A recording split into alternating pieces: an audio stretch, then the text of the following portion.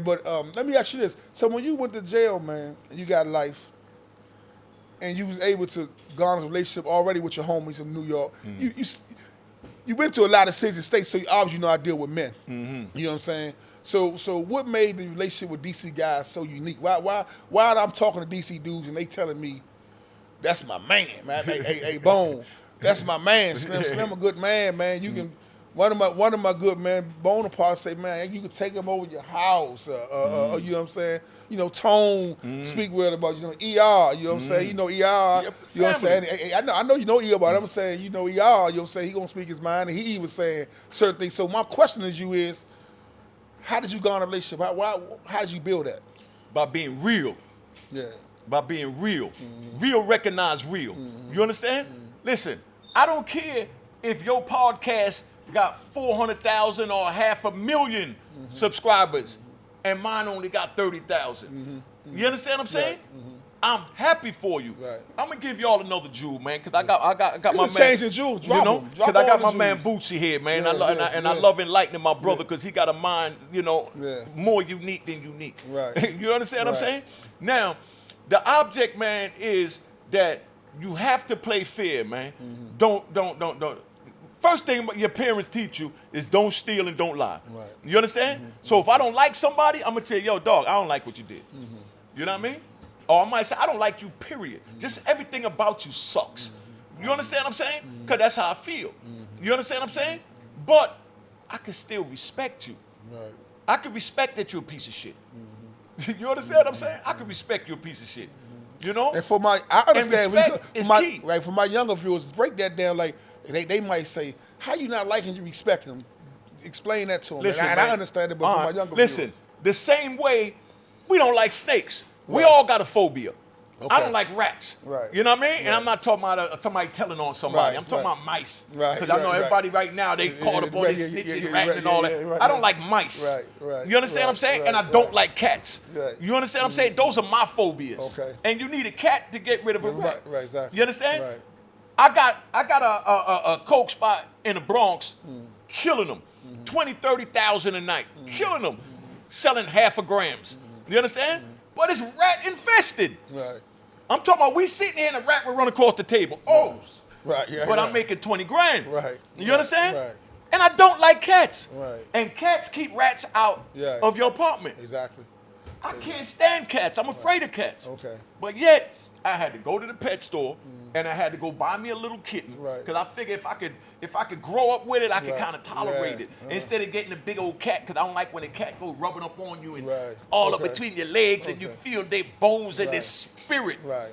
And Right. every evil thing that they've saw, it's like I see it when they run up on my leg. I got a crazy mind when it comes to cats.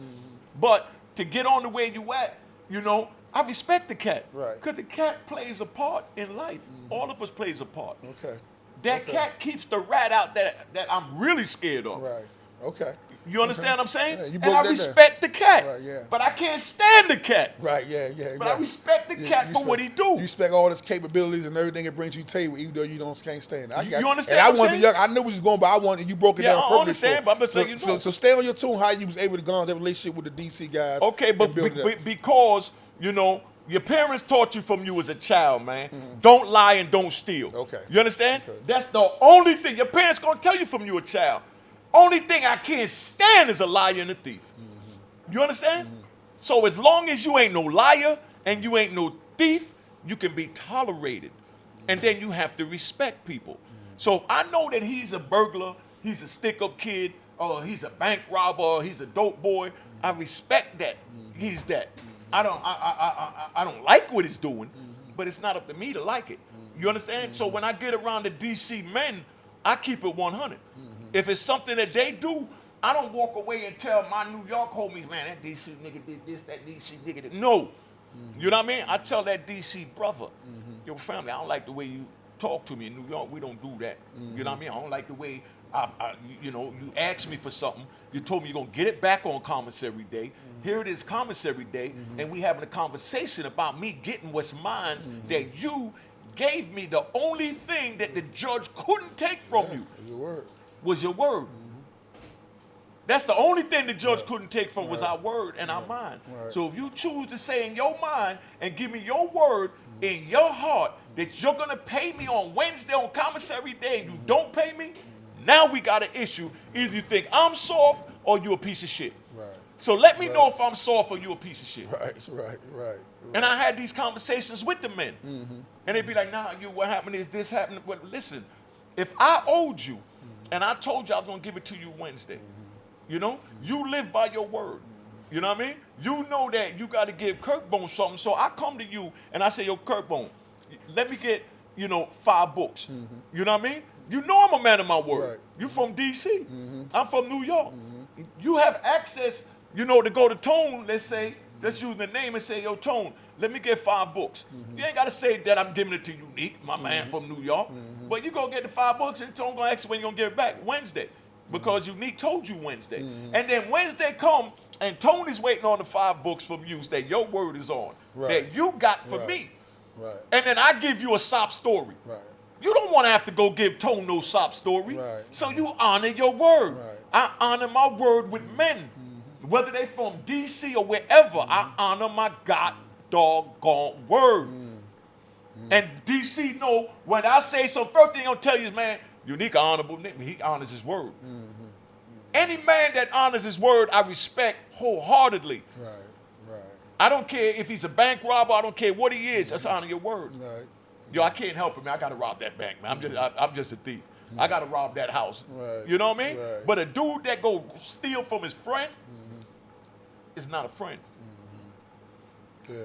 You understand? Yeah. And I respect men. So the DC brothers, when I met the DC brothers, and DC would tell you all the time, and y'all know, honor your word, Slim. Right, yeah. That's Honor your word, Slim. Yeah. Be on man time, Man Slim. time, yeah. Man Yeah. time is Right. honoring your word. Yeah. I'm not going to say nothing that ain't facts. That's why when I talk on these little podcasts and all that, of course, it took everybody by surprise when I went on Vlad with a lot of things I said. Right. You understand what I'm saying?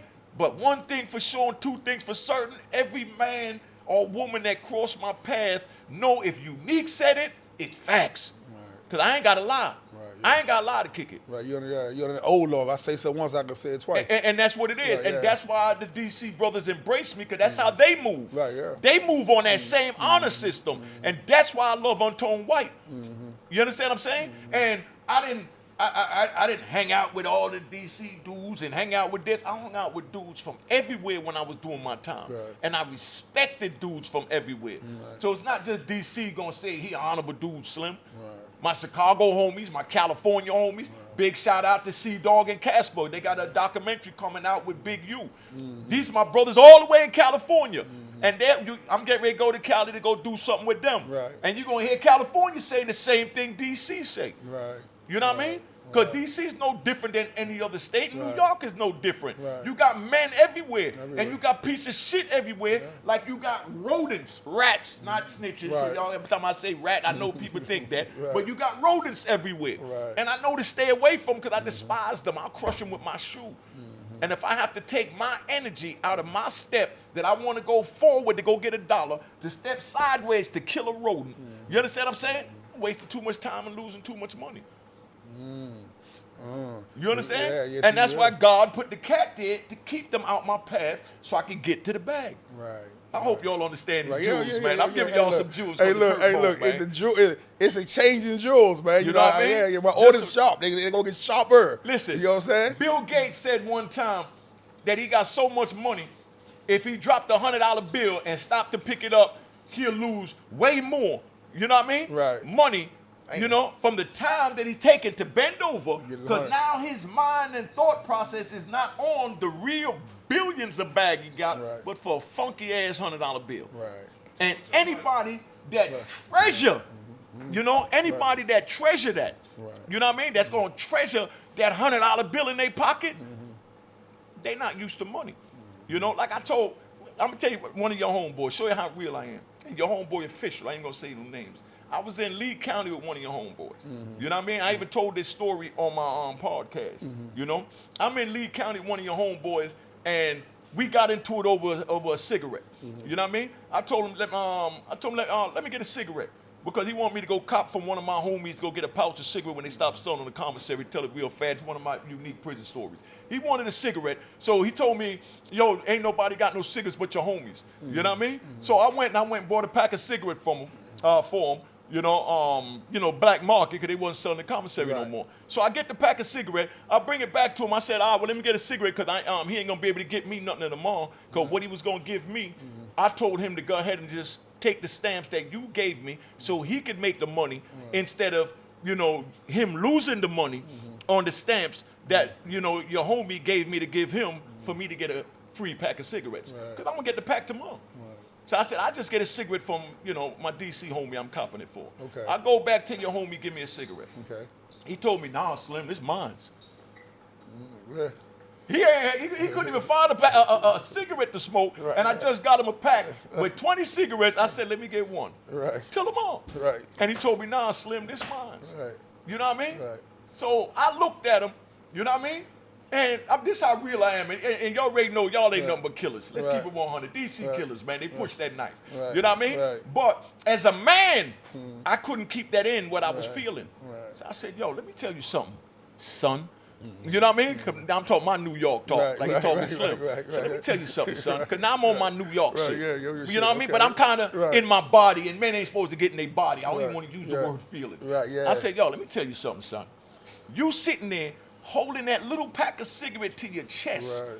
You understand what I'm saying? Right. It's the same thing that you was obviously doing on the street. Because what you do in prison is what you do on the street. You holding this pack of cigarette on your chest is the same way you was holding your money to your chest, and you sat there counting your money every night. When you the one that brought the money in, you knew what you brought in, you knew what you had. You understand? But you holding it so tight and being so petty about this little bit of money that you can't even see past it to get no more money.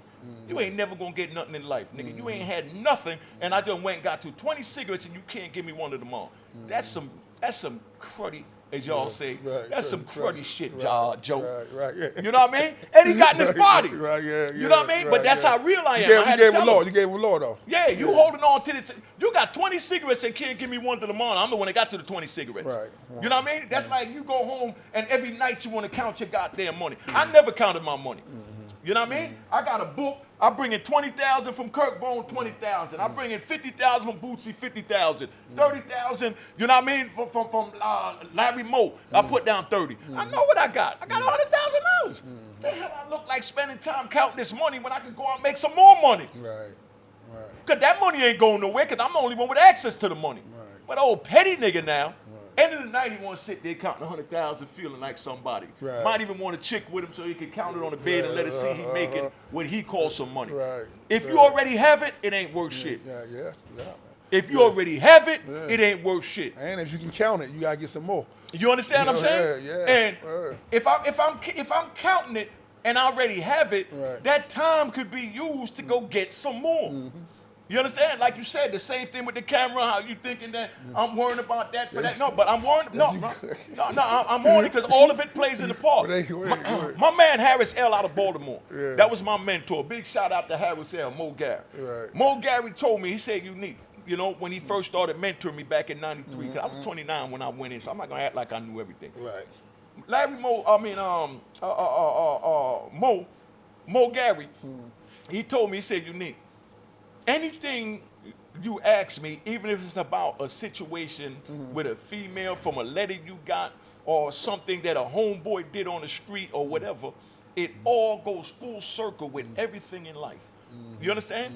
And I say that to say that the same way you asked about the camera, the same way we talking about dude hovering his 20 cigarettes through his chest, you know what I mean? Because all of that shows character. My character is I'm always trying to elevate. And from elevation is what brings the bag. Because if I'm elevating, you know what I mean? I'm getting to the bag. Even if I'm just letting my son see the video, you understand what I'm saying? Because he's in Cali or in Charlotte. You understand? I'm elevating to the bag because by my son seeing that, he gonna elevate to the bag from the jewels that I'm dropping that he's not here to witness. That might have went over The your head. Jews you dropping on exchanging Jews. The show on exchange, you dropping your Jews on exchanging Jews. Say it again. I don't understand it.